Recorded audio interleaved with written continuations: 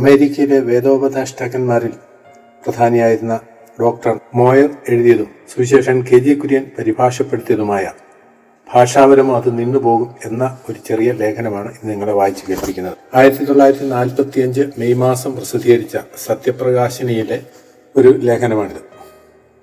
അതിങ്ങനെ തുടരുന്നു. സ്നേഹം ഒരു നാൾ മുതിർന്നു പോകുകയില്ല. പ്രവചനപരമോ അത് നീങ്ങിപ്പോകും. ഭാഷാപരമോ അത് നിന്നുപോകും.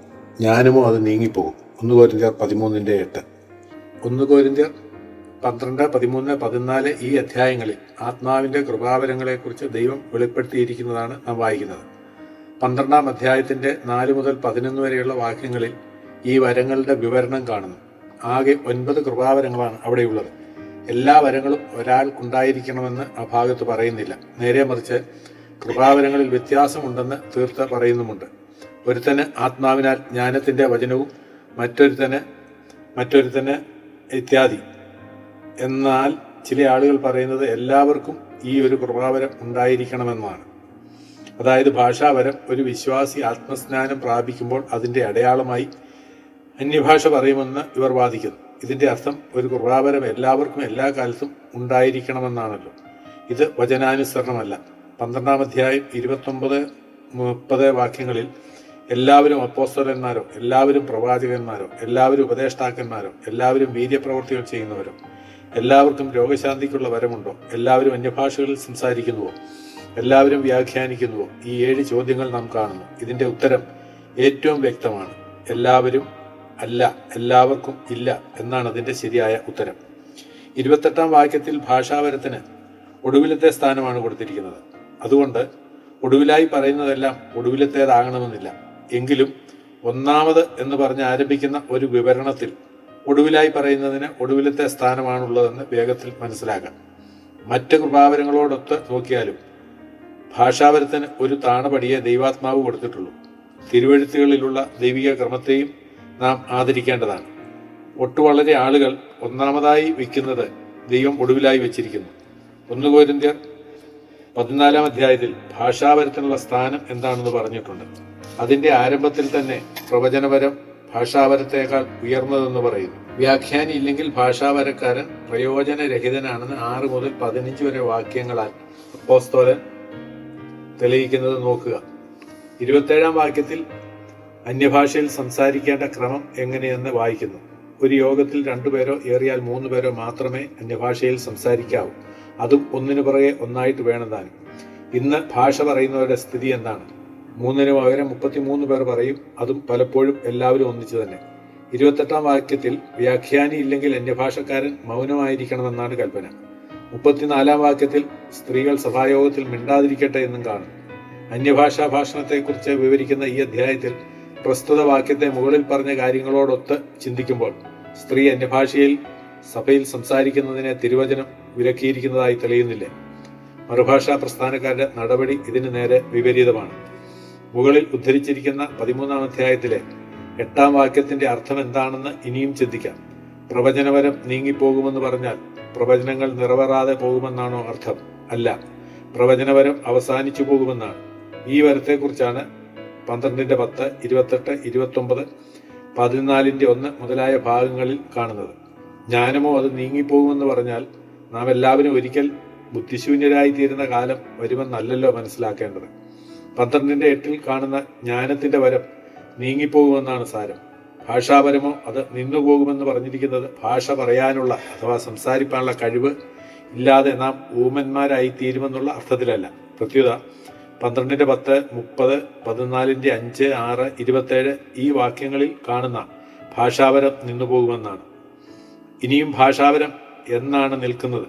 ചിലരുടെ അഭിപ്രായപ്രകാരം ഒരിക്കലും നിൽക്കുകയില്ല. പ്രവചനപരവും ജ്ഞാനവും എന്നവസാനിക്കും. 13-10 ഇതിൻ്റെ ഉത്തരം നാം കാണുന്നു.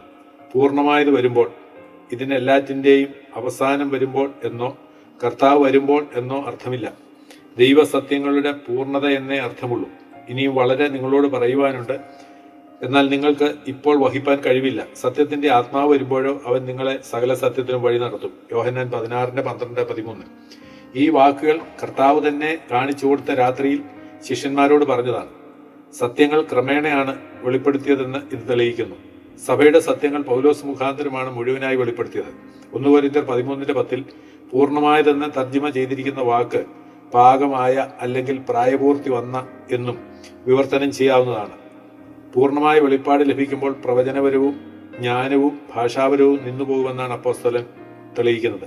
ദൈവിക വെളിപ്പാട് അപൂർണമായിരുന്ന ഒരു കാലയളവിലേക്ക് മാത്രമേ പ്രസ്തുത വരങ്ങൾ ഉദ്ദേശിക്കപ്പെട്ടിരുന്നുള്ളൂ.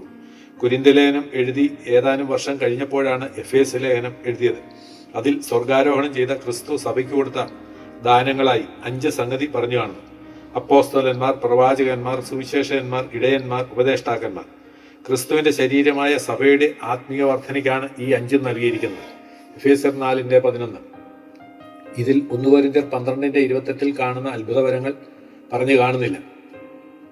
കൊരിന്ത്യ ലേഖനത്തിൽ കാണുന്നതിനേക്കാൾ കുറെ കൂടി തികവായ ഒരു വെളിപ്പാട് എഫേസ് ലേഖനത്തിൽ കൂടി നമുക്ക് ലഭിച്ചു.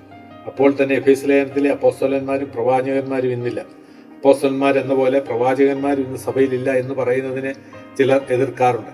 എഴുതപ്പെട്ടിരിക്കുന്ന വചനം പ്രസംഗിക്കുകയോ വ്യാഖ്യാനിക്കുകയോ ചെയ്യുന്ന ഒരാളെ പ്രവാചകനെന്ന് വിളിക്കാമെന്ന് അവർ വാദിക്കുന്നു. എഴുതപ്പെട്ട വചനം ഇല്ലാതിരുന്ന ഒരു കാലത്ത് ദൈവവചനം അറിയിച്ച ഒരുവനാണ് പ്രവാചകൻ. ആദിമസഭയ്ക്ക് ഇന്ന് നമുക്കുള്ളതുപോലെ എഴുതപ്പെട്ട ഒരു പുതിയ നിയമം ഇല്ലായിരുന്നു എന്നോർക്കണം. അന്നുള്ളവർ ദൈവസത്യങ്ങൾ വെളിപ്പെട്ട് കിട്ടുന്നതിന് ആ കൃപാവരം ഉള്ള ആളുകളെ ആശ്രയിക്കേണ്ടിയിരുന്നു. എന്നാൽ നമുക്ക് തികവാക്കപ്പെട്ടെഴുതിയ നിയമം ഉള്ളതുകൊണ്ട് അങ്ങനെയൊരു കൃപാവരം ഇന്ന് ആവശ്യമില്ലല്ലോ. 1 കൊരിന്ത്യർ 13:8 നീങ്ങിപ്പോകുന്ന 3 കാര്യങ്ങളെക്കുറിച്ച് പറയുന്നത് പോലെ 13:13 നിലനിൽക്കുന്ന 3 കാര്യങ്ങളെക്കുറിച്ചും പറയുന്നുണ്ട്. ആകയാൽ വിശ്വാസം, പ്രത്യാശ, സ്നേഹം ഇവ 3 നിലനിൽക്കുന്നു. ഇവയിൽ വലിയതോ സ്നേഹം തന്നെ. ഇവയിൽ വിശ്വാസവും പ്രത്യാശയും എന്നേക്കും നിൽക്കുന്നില്ല. ഒരിക്കൽ വിശ്വാസം അറിവായി മാറും, പ്രത്യാശ അനുഭവമായി രൂപാന്തരപ്പെടും, സ്നേഹം പിന്നെയും നിലനിൽക്കും. അതുകൊണ്ടാണ് ഇവയിൽ വലിയതോ സ്നേഹം തന്നെ എന്ന് പറയുവാൻ ഇടയായത്. ഭാഷാപരവും ജ്ഞാനവും പ്രവചനവും നിന്നുപോകുമെന്ന് പറഞ്ഞിരിക്കുന്നത് കർത്താവിന്റെ വരവിങ്കലാണെങ്കിൽ വിശ്വാസവും പ്രത്യാശയും അതിനോട് ചേർത്ത് പറയാവുന്നതാണ്. അവയും അന്ന് മാറിപ്പോകും. എന്നാൽ കർത്താവിന്റെ വരവിങ്കൽ മാറിപ്പോകുന്ന വിശ്വാസവും പ്രത്യാശയും നിലനിൽക്കുന്നവയുടെ കൂട്ടത്തിൽ അപ്പോസ്തലൻ പെടുത്തിയിരിക്കൊണ്ട് ഭാഷാപരവും മറ്റും നിന്നുപോകുന്നത് അതിനു മുമ്പാണെന്ന് സ്പഷ്ടമാകുന്നു. ഇനിയും പൗലോസ് ഉപയോഗിക്കുന്ന ഒരു ദൃഷ്ടാന്തം നോക്കാം. ഞാൻ ശിശുവായിരുന്നപ്പോൾ ശിശുവിനെ പോലെ സംസാരിച്ചു, ശിശുവിനെ പോലെ ചിന്തിച്ചു, ശിശുവിനെ പോലെ നിരൂപിച്ചു. പുരുഷനായ ശേഷമോ ഞാൻ ശിശുവിനുള്ളത് ത്യജിച്ചു കളഞ്ഞു. 1 കൊരിന്ത്യർ 13:11. ശിശുത്വം കാര്യങ്ങളുടെ ആരംഭത്തെയാണ് കാണിക്കുന്നത്. ശിശുവിനെ പോലെ സംസാരിച്ചു, അഥവാ സംഭാഷണ ശക്തി കാണിക്കുന്നു. ശിശുവിനെ പോലെ ചിന്തിച്ചു, അത് ഗ്രഹണശക്തിയെ കാണിക്കുന്നു. ശിശുവിനെ പോലെ നിരൂപിച്ചു, അത് വികാരത്തെ കാണിക്കുന്നു. ഈ സംഭാഷണവും ഗ്രഹണശക്തിയും വികാരവും എങ്ങനെയായിരുന്നാലും ഒരു ശിശുവിൻ്റെതാണ്. എന്നാൽ ഒരു പുരുഷനിൽ മാത്രമേ സംഭാഷണം, ഗ്രാഹ്യശക്തി, വികാരം ഇവയുടെ പൂർണ്ണ രൂപം നാം കാണുന്നുള്ളൂ. ശിശുവിനുള്ളത് ഞാൻ ത്യജിച്ചു കളഞ്ഞു എന്ന് അപ്പോസ്തലൻ പറയുന്നിടത്ത് ത്യജിച്ചു എന്ന പദം മൂലഭാഷയിൽ 8ാം വാക്യത്തിലെ ഉതിർന്നു പോകും എന്ന പദത്തോട് ബന്ധമുള്ളതാകുന്നു. 11ാം വാക്യത്തിലെ അംശത്തിനോട് ശിശുത്വത്തിന് ബന്ധമുണ്ട്. അതുപോലെ പൂർണ്ണമായതിന് പുരുഷത്വത്തോടും. പൗലോസ് കൊരിന്ത്യരോട് പറയുന്നതിന്റെ സാരം ഈ വരങ്ങൾ സഭയുടെ ശൈശവാവസ്ഥയുടെ ലക്ഷണങ്ങളാണെന്നാണ്. അവ ആരംഭത്തെ കാണിക്കുന്നതേയുള്ളൂ. താൻ ശിശുവിനുള്ളത് ത്യജിച്ചു കളഞ്ഞ സമയം ക്ലിപ്തമായി അപ്പോസ്തലൻ പറയുന്നില്ല. എന്നാൽ പുരുഷനായി തീർന്നത് വാസ്തവമാണ്. അപ്പോൾ ശൈശവത്തിലെ കാര്യങ്ങൾ ചെയ്യുവാൻ പ്രകൃതിയാ തന്നെ പ്രയാസമുണ്ട് താനും. 1 കൊരിന്ത്യർ 13:12 നോക്കാം. ഇപ്പോൾ നാം കണ്ണാടിയിൽ കടമൊഴിയായി കാണുന്നു, അപ്പോൾ മുഖാമുഖമായി കാണും. ഇപ്പോൾ ഞാൻ അംശമായി അറിയുന്നു, അപ്പോഴോ ഞാൻ അറിയപ്പെട്ടതുപോലെ തന്നെ അറിയും. ഈ വാക്യം വായിക്കുമ്പോൾ സ്വർഗത്തെക്കുറിച്ചാണ് ചിലർ ചിന്തിക്കുന്നത്.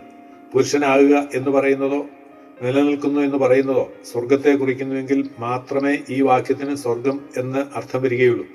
ദൈവസത്യങ്ങളുടെ വെളിപ്പാടിനെ കുറിച്ചാണ് ഇവിടെ പ്രതിപാദിക്കുന്നതെന്ന് നാം വിസ്മരിച്ചു കളയരുത്. കണ്ണാടിയിൽ കടമൊഴിയായി കാണുന്നു എന്ന് പറയുന്നതിനാൽ പൗലോസ് ഉദ്ദേശിക്കുന്നത് എന്താണ്? അപ്പോസ്തലന്റെ കാലത്ത് മിനുസപ്പെടുത്തിയ ലോഹങ്ങളാണ് കണ്ണാടിയായി ഉപയോഗിച്ചു വന്നത്. അതിൽ ആളിന്റെ രൂപം മങ്ങിയ രൂപത്തിലെ പ്രതിഫലിക്കുകയുള്ളൂ. നാം ഇന്ന് കാണുന്ന കണ്ണാടിയിൽ എന്ന പോലെ വ്യക്തമായി കണ്ടിരുന്നില്ല. അപ്പോൾ മുഖാമുഖമായി കാണും. അപ്പോൾ എന്ന് വെച്ചാൽ തികവായത് അഥവാ പൂർണ്ണമായത് വരുമ്പോൾ എന്നാണ് അർത്ഥം. ഇപ്പോൾ നാം സത്യത്തെ ഒരു മങ്ങിയ അളവിലേ കാണുന്നുള്ളൂ, ലോഹദർപ്പണത്തിൽ എന്ന പോലെ എന്നും പൂർണ്ണമായ വെളിപ്പാട് ലഭിക്കുമ്പോൾ ഒരാളിന്റെ മുഖത്ത് നോക്കി കാണുന്നത് പോലെ കാര്യങ്ങൾ വ്യക്തമായി തീരുമെന്നുമാണ് അപ്പോസ്തലൻ ഇവിടെ തെളിയിക്കുന്നത്. ഒരു കാര്യം ഒരിക്കൽ ഉണ്ടായിരുന്നതുകൊണ്ട് എന്നും ഉണ്ടായിരിക്കണമെന്ന് വാദിക്കുന്നത് തെറ്റാണ്. ബേഥലേമിലെ നക്ഷത്രം ഒരിക്കൽ പ്രകാശിച്ചു, പിന്നീട് നാം അത് കണ്ടിട്ടില്ല. പെന്തക്കോസ്ത് നാളിലെ കാറ്റും തീയും പിന്നീട് ആവർത്തിക്കപ്പെട്ടില്ല. മരുഭൂമിയിൽ 40 വർഷം മന്ന പൊഴിഞ്ഞു. ഇസ്രായേൽ മക്കൾ കനാൻ നാട്ടിൽ എത്തിയപ്പോൾ അത് നിന്നുപോയി. അവരുടെ വസ്ത്രം 40 വർഷത്തേക്ക് പഴകിപ്പോയില്ല. ഇന്ന് അങ്ങനെയൊന്ന് പരീക്ഷിച്ചു നോക്കുക, ഫലം എന്തായിരിക്കും? പരിശുദ്ധാത്മാവിനോട് വ്യാജം കാണിച്ചതിനാൽ അനന്യാസും സഫീറയും ന്യായവിധിക്ക് ഇരയായി. ആ കാര്യം ആവർത്തിച്ചിട്ടുണ്ടോ? പിന്നീട് അതേ കാര്യം തന്നെ ചെയ്തവർ എല്ലാവരും മരിച്ചു വീഴുകയായിരുന്നുവോ? ആയിരുന്നുവെങ്കിൽ എൻ്റെ വായനക്കാർ കാണുമായിരുന്നുവോ? അതെ, എഴുത്തുകാരൻ ജീവിക്കുമായിരുന്നുവോ? പെന്തക്കോസ്ത് ദിവസത്തിലെ അടയാളങ്ങളെപ്പറ്റി ഡോക്ടർ ക്യാമ്പൽ മോർഗൻ പറയുന്നത് കേൾക്കുക. അടയാളങ്ങൾ കേവലം പ്രാരംഭം മാത്രമായിരുന്നു. അവ സ്ഥായിയായ ഫലം ഒന്നും പുറപ്പെടുവിച്ചില്ല. അവ യെരുശലേമ്യരുടെ ശ്രദ്ധയെ ആകർഷിക്കുവാൻ ഉപയോഗപ്പെട്ടു. എന്നാൽ ആത്മീയ സത്യങ്ങൾ വെളിപ്പെട്ടതോടുകൂടെ അടയാളങ്ങളുടെ ആവശ്യമില്ലാതെ വന്നു. അന്യഭാഷയിൽ സംസാരിച്ചതിനാൽ ആർക്കും പാപബോധമുണ്ടായില്ല. അത് പത്രോസിന്റെ പ്രസംഗത്താലാണ് ഉണ്ടായത്. കാറ്റും തീയും ആളുകളുടെ ശ്രദ്ധയെ ആകർഷിക്കുവാൻ ആവശ്യമായിരുന്നു. പിന്നീട് അവയുടെ ആവശ്യമില്ലാതിരുന്നതിനാൽ ആവർത്തിക്കപ്പെട്ടിട്ടില്ല. അപ്പോസ്തോലിക അടയാളങ്ങളുടെ ഉദ്ദേശം വചനത്തിൽ തെളിവായി പറഞ്ഞിട്ടുണ്ട്. 1. ഒരു അപ്പോസ്തലന്റെ ലക്ഷണങ്ങൾ അവയാൽ വെളിപ്പെട്ടു. 2. ഈ അടയാളങ്ങൾ നമ്മുടെ രക്ഷയ്ക്ക് ഉറപ്പു നൽകുന്ന സാക്ഷ്യങ്ങളായി കൊടുത്തിരുന്നു. എബ്രായർ 2:3-4 വാക്യങ്ങൾ. യഹൂദ മതത്തിൽ നിന്ന് ഒരു വേർതിരിവുണ്ടായ ആ കാലത്ത് ഇവ ആവശ്യവുമായിരുന്നു. 3. വചനത്തെ ഉറപ്പിക്കുവാൻ അടയാളങ്ങൾ ചെയ്തു. മർക്കോസ് 16:20. മർക്കോസ് 16:17 വിശ്വസിക്കുന്നവരാൽ ഈ അടയാളങ്ങൾ നടക്കും എന്ന് വായിക്കുന്നു. 20-ാം വാക്യത്തിൽ കർത്താവ് അവരോട് ശിഷ്യന്മാരോട് കൂടെ പ്രവർത്തിച്ചും അവരാൽ നടന്ന അടയാളങ്ങളാൽ വചനത്തെ ഉറപ്പിച്ചും പോന്നു എന്നും വായിക്കുന്നു. ഒരു പുതിയ യുഗത്തിന്റെ ആരംഭമായിരുന്നു അത്. 4. ജാതികളുടെ അനുസരണത്തിനും ബോധ്യത്തിനും അടയാളങ്ങൾ നടന്നു. റോമർ 15:18. അടയാളങ്ങളും വരങ്ങളും തമ്മിൽ വ്യത്യാസമുണ്ട്. മർക്കോസ് 16 അടയാളങ്ങളും 1 കൊരിന്ത്യർ 12 വരങ്ങളുമാണ് കാണുന്നത്. ഒരടയാളം വരമല്ല, എന്നാൽ ഒരു വരം അടയാളമായി എന്ന് വരാം. ഒടുവിലായി ആത്മസ്നാനത്തിന്റെ അടയാളമായി അന്യഭാഷ പറയുമെന്നുള്ളത് വേദവിപരീതമാണെന്ന് പറയട്ടെ. ആത്മസ്നാനത്തിന്റെ അടയാളമായിട്ടോ ഫലമായിട്ടോ ആരെങ്കിലും അന്യഭാഷയിൽ സംസാരിച്ചെന്ന് വചനത്തിൽ ഒരിടത്തു പോലുമില്ല. പ്രവൃത്തി 2:4 ശിഷ്യന്മാർ ആത്മസ്നാനം പ്രാപിച്ചതിനാൽ അന്യഭാഷയിൽ സംസാരിച്ചെന്ന് എഴുതിയിട്ടില്ല.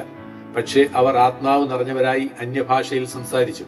ആത്മസ്നാനവും നിറവും ഒന്നല്ല, രണ്ടാണ്. ആത്മസ്നാനം ക്രിസ്തുവിന്റെ ശരീര രൂപീകരണത്തെയാണ് കാണിക്കുന്നത്. 1 കൊരിന്ത്യർ 12:13. ആ പ്രവൃത്തിയാലാണ് നാമും ശരീരത്തിന്റെ അവയവങ്ങളാകുന്നത്.